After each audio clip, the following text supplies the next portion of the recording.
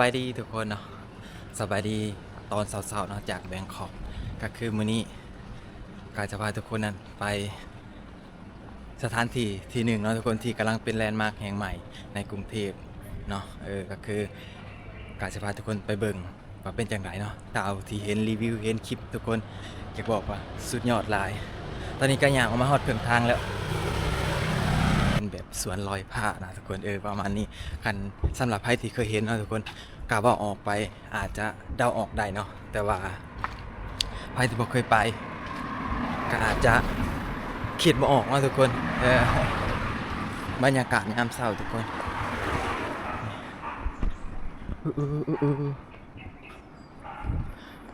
เงียบเลยทุกคนซอยที่กายอยู่นะตอนเช้าๆก็สิรู้สึกเงียบนิดหน่อยหนึงนะ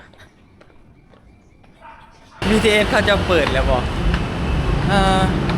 ถ้าก็บ่แน่ใจว่าเปิด6 โมงเช้าบ่หรือว่าจังได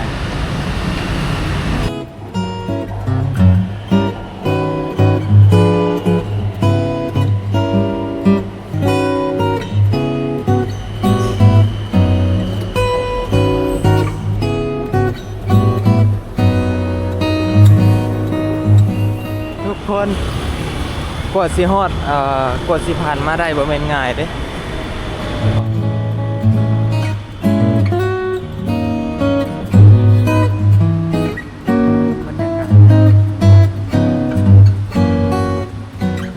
ทุกคนรู้ว่าคอยพาทุกคนมาถึงบ่ แต่ว่าทั้งในมันงามแฮงเลยนี่ก็คือเขาบอกว่ามันเป็นแลนด์มาร์คแห่งใหม่ความภาคภูมิใจของคนไทยโอ้ Amazing แต่ว่าคอยสิขึ้นทางไหนเลยบัดทีนี้ฮะว่าทุกคน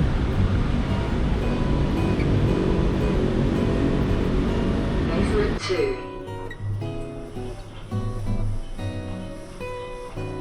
Doors opening. ขอบคุณนะครับ Elevator going up. Doors closing. นี่เนาะทุกคนก็คือเขามาแล้วเนาะพอเข้ามาในถ้าเขาอยากขึ้นไปสวนให้เขาเข้ามาลิฟต์แล้วเขาก็กดขึ้นไปสั้นโฮกมาทุกคนทุกคนเขาเบิ่งเลยเขาสิพาทุกคนมาเบิ่งว่าจะเป็นจังไรถ้าที่เบิ่งในแมปนะทุกคนมันบอกว่าเพื่อมันเปิด 10 โมงแต่ที่ได้เนาะมันเปิดแล้วแต่โดนเลยนะ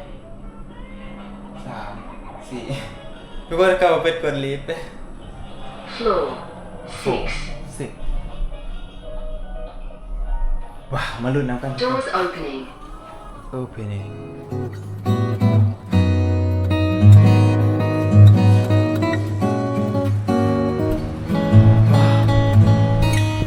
ทุกคน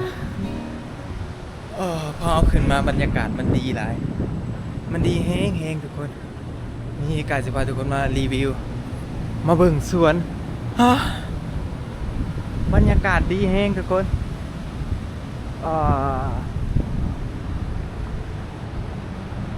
นี่มันจะเห็นวิวสูงตื่นไปทุกคนมันจะเห็นวิวผังสวนลุมพินีเนี่ยนะ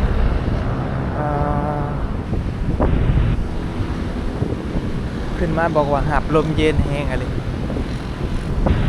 สามารถแนมเห็นวิวผังสวนลุมพินีนะบรรยากาศพื้นที่สีเขียวคือแบบสุดๆเลยแหละ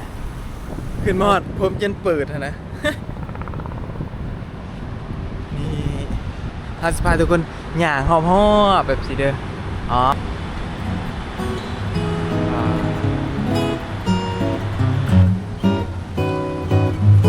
ทุกคนตอนนี้การจะพาทุกคนลงมาเลาะทางหลุมเนาะพาทุกคนมาเบิกทางหลุมมันจะมีสั้นสุดอยู่ทางเครื่องอีกเลย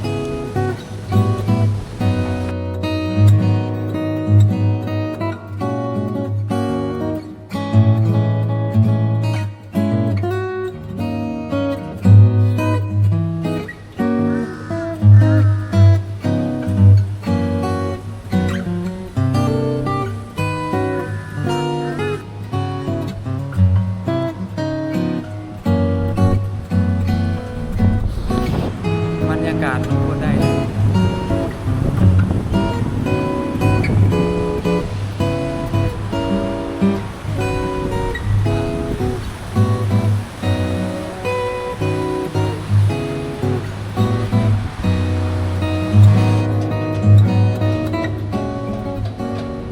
และในตอนนี้เนาะเราก็ได้ขึ้นมาฮอดจุดที่ว่าสูงสุดของสวนนี้แล้วนะทุกคนเนาะก็คือขอบเขตนี้นะทุกคนตึกบริเวณนี้นะฝั่งนี้ก็ยังสร้างบ่แล้วเนาะบ่รู้ว่าเป็นตึกเดียวกันบ่เนาะเพิ่นเรียกว่าเพิ่นอาจจะเปิดแต่บางส่วนเนาะทุกคน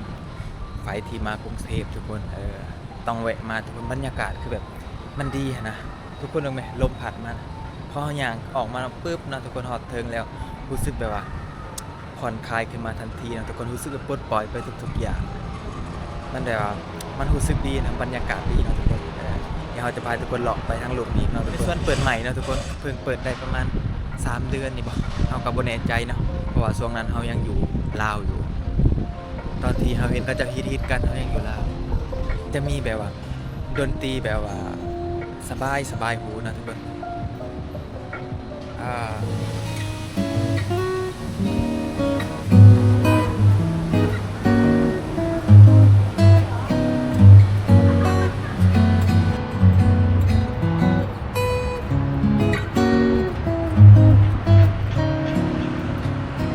พอเราขึ้นมาฮอดทางเทิงสูงสุดเนาะเราจะสามารถแนมเห็นวิวกรุงเทพมหานครได้หลายเลยนะทุกคนก็คือชาวทิกาเคยไปนี่จะไปบ่เคยไปนะฮู้จักนะเราจะสามารถแนมเบิ่งเห็นแนมเห็นตึกใบหยกเนาะที่แบบมีชื่อเสียงอีกตึกหนึ่งเนาะของกรุงเทพนี่ฝั่งนี้นี่เนาะทุกคนบอกมาช่วง7 โมง 8 โมงบรรยากาศก็ดีเนาะทุกคนมาออกกำลังกายนี่คือสุดยอดหลายถ้าเอามาตอนแรง5 โมงก็คือวิวดีเนาะแต่ถ้ามาตอนเที่ยงจะบอกคนแนะนำเนาะตอนเที่ยงมันจะอากาศน่าจะร้อนแล้วก็แบบบ่เหมาะเนาะปานใดเขาต้องมาตอนแรงตอนเย็นพอลงมาทางหลุมเนาะจะมีห้านคอฟฟี่เนาะนั่งดื่มกาแฟอย่างโน่นนี่นั่นเนาะ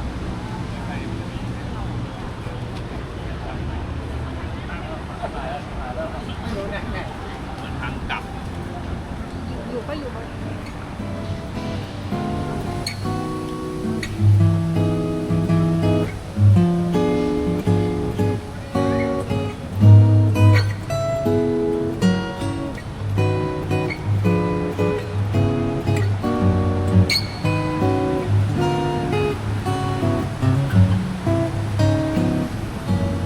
ก็ขึ้นมาอีกคันหนึ่งเนาะจะเป็นแบบ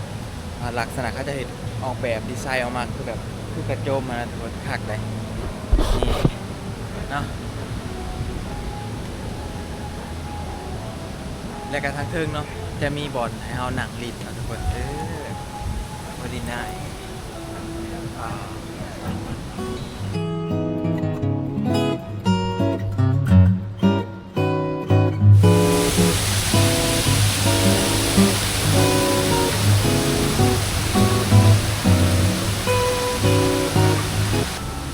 เบิ่งทุกคนพันไม้ของเพิ่นเท่าที่เฮาเบิ่งอยากคือคล้ายๆไม้บ้านเฮาเนาะแต่ว่ามันอยากคือเพิ่นแบบยังเขาจะเอิ้นนะมันเป็นพันธุ์ปรับปรุงบ่อันนี้ก็คือคล้ายๆอยากคือต้นคือต้นกระโดนป่ะก็แม่นเลยทุกคนอันนี้เป็นต้นกระโดนเนาะเพิ่นจะบอกเพิ่นจะมีชื่อบอกต้นไม้แต่ละชนิดจะว่าแม่นสายพันธุ์ใดเนาะเป็นชื่อต้นหยังนั่นน่ะนี่เอาสิพาทุกคนมาเบิ่งต้นสร้างอันนี้เด้ทุกคนคือบ้านเฮาต้นสร้างนาวอันนี้อันนี้ต้นหยังเลยบัดนี้อันนี้เป็นต้นประดู่แดงทุกคนอันนี้คือเป็นประดู่แดง นี่หยังถึงเจ้าต้นสมเสียวบ้านเพิ่นไอ้แม่บอก ต้นสมเสียวเพิ่นยังเอามาปลูกในบ้านเฮานะอยู่ตามป่าตามดงเนาะพอเฮามาในนี้นะทุกคนจะคือแบบเพิ่นเฮ็ดสวนแล้วก็อนุรักษ์พันธุ์ไม้เนาะอนุรักษ์พันธุ์ไม้พืชพันธุ์นานาอย่างประมาณนี้นี่ทุกคนดูมั้ยที่มีต้นอันนี้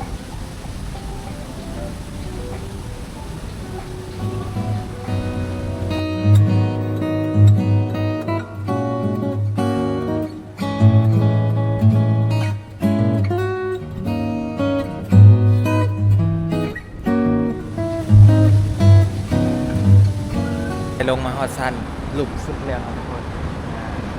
คือถ้าหลับให้ในส่วนกันบ่ใหญ่ปานใดเนาะทุกคนพอดีเห็นเฮายางลิ้นเนาะมาผ่อนคลายแต่เท้าว่า อยากออกกำลังกายแบบว่าหนักๆนี่นะทุกคนแนะนำเลยลงไปเล่นสวนลุมเลยอ๋อเด็กทุกคนพอลงมาฮอดลุมสุดจะมีบ่อนให้เด็กน้อยลิ้นเนาะเด็กเล็กน้อยๆแบบนี้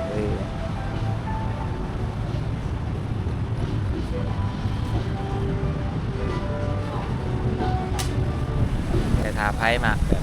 วิวธรรมศาสตร์บนกับแบบความเจริญความสีวิไลเนี่ยมานี่ได้เนาะทุกคนเพอร์เฟกต์หลายถ้านั่งในนี้โดนเติบทุกคนนั่งหับลมแบบเย็นสบายเลย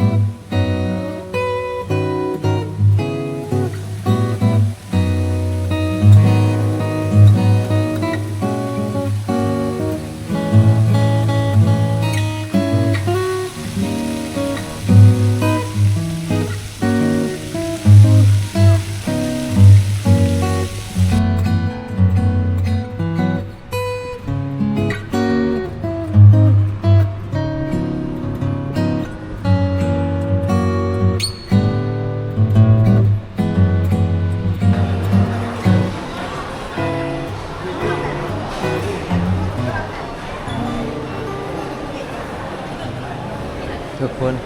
ทางลุ่มจะเป็นแบบโซนอาหารนะคล้ายๆกับสยามพารากอนประมาณนี้ก็คือเราอยากพาทุกคนมาเบิ่งจุดไฮไลท์สองจุดที่เราแบบอยากเบิ่งกับเพื่อน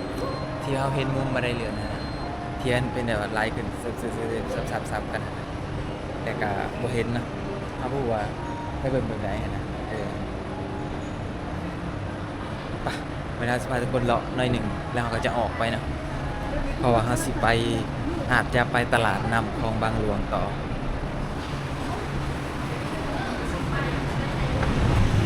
อ๋อทุกคนพอออกมาอีกฝั่งแล้วทุกคนมันจะไปBTS สาราแดงนะครับ MRT นะทุกคนประมาณนี้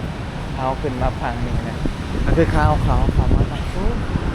มาออกมาฝั่งนี้งงคือกันทุกคนคันได้เลื่อนนะค่าลงแล้วเปิดให้ค่าขึ้นเลยต้องย่างขึ้นมาสินะ